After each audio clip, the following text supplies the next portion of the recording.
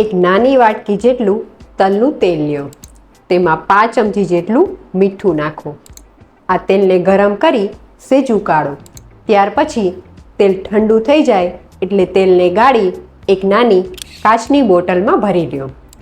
જો તમારા ઘરમાં નાના બાળકો હોય તો આ તેલ તમારે જરૂરથી બનાવવું જોઈએ, કારણ કે સિઝન ચેન્જ થાય ત્યારે અથવા તો બાળકે ક્યારેક ઠંડી કે ગળી વસ્તુ ઉપર જો પાણી પી લીધું હોય તો તેના છાતીમાં કફ જામી જાય છે, શરદી થાય છે અને ઘણી વખત રાત્રે એટલી ઉધરસ આવે છે કે બાળક સૂઈ શકતું નથી.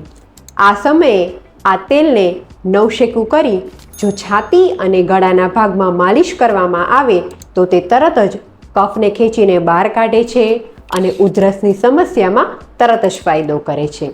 માટે જો તમારા ઘરમાં નાના બાળકો હોય તો આ તેલ જરૂરથી બનાવો.